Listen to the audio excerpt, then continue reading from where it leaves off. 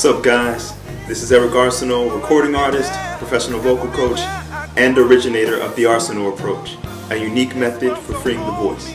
Today, we're going to talk about riffs, runs, and trills. A riff or a run is simply a quick articulation of a series of pitches, usually sustained on a single vowel sound. For example, one of the most notorious displays of riffs and runs, or perhaps abuse of riffs and runs, can be heard in the many renditions that you'll hear of the Star-Spangled Banner.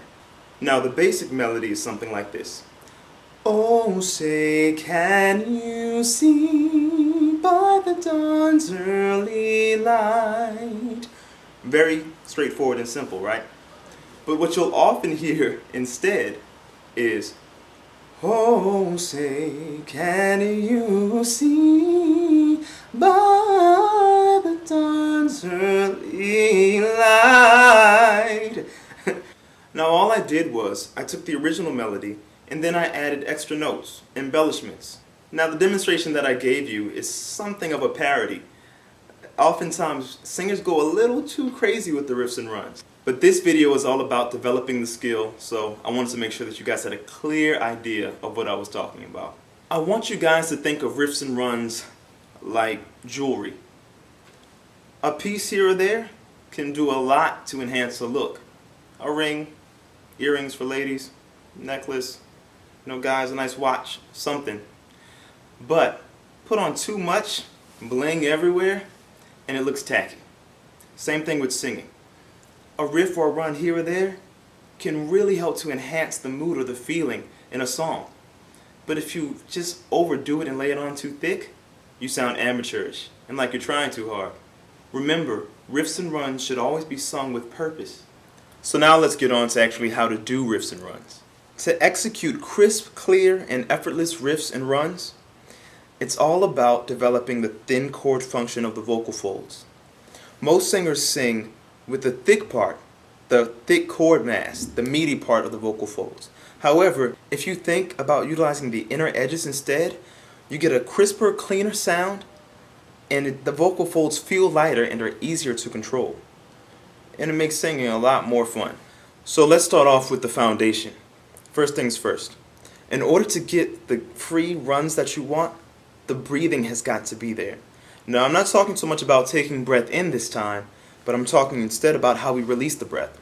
A lot of singers come to me all the time and say, I need to work on my breathing because I run out of air on phrases, or if I take in more breath, I know I could do that riff for that run. But most singers, contrary to popular belief, take in too much air. And all of this air bombards the vocal folds with pressure, and the vocal folds can't handle it. And so what happens is, in order to keep the vocal folds from blowing apart, the neck muscles pitch in. And you get that. Also, the jaw muscles chip in, and the root of the tongue chips in. All of this extra muscular tension makes the voice feel heavy and takes away our flexibility and agility. So, do you want to know 2 little things that will make a world of difference? Number 1, use the clearest tone possible. I'm not saying that you have to always keep it clear. I'm a fan of the Mariah, Brian McKnight styles too, and the all that stuff. It's cool. I get it. But when you're first learning, it's much easier if you use a clear tone. A clearer tone will automatically cause your body to release air more slowly. You'll have much better breath control. So for you soft, sultry singers out there, instead of using our sexy voices, instead of the baby, baby, let's focus it just a little bit for now and use baby, baby. Let's use our clearer tones. Trust me, you're going to find that it works out a lot better. Number 2. Relax the stomach. Some of you guys have been trained to tighten up your stomach in order to get the notes out. I know this is going to cause some controversy, and I'm probably going to get a lot of crazy comments for this, but tightening the stomach is just plain wrong. Let the stomach go. Release it. That is not supporting the voice. It's scientifically unsound, and it's just not practical. It doesn't work. It causes the throat to instinctively tighten up, and you'll just plain sound crappy.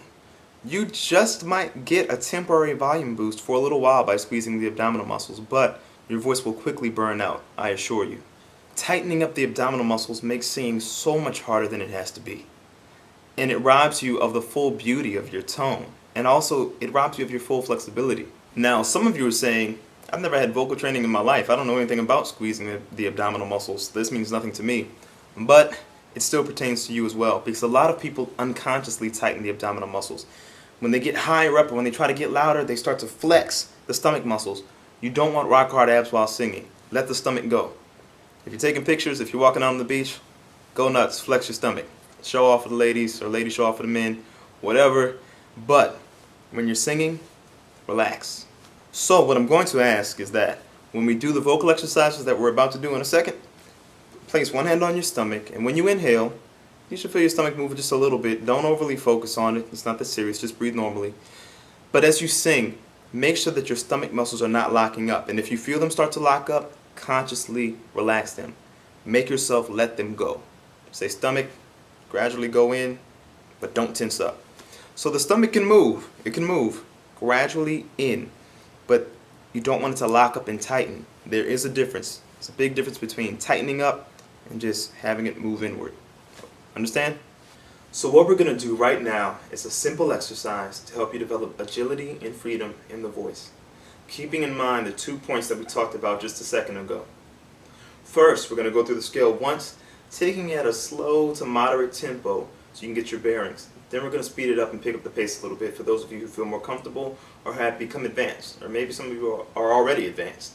So either way, whether you're a beginner or whether you're a professional, I still suggest trying both just to work on enhancing your technique and control. No matter how great we are or how great some of us think we are, it never hurts to brush up on the basics. Major things to remember. 1. Go only as high as feels totally comfortable. A lot of you guys insist on pushing, and I know because I work with some of you every day. Don't push up. Even though it's a note you can hit, it doesn't matter. A high strained note is still a strained note. The notes that you have to reach and push for are notes that are going to be unreliable. Those are notes that are going to disappear as soon as you're a little tired, as soon as you become sick, or as soon as you just sung for too long. Those are not notes you'll keep. The notes that you attain gradually with freedom, with a relaxed, open throat, those are notes that you will keep.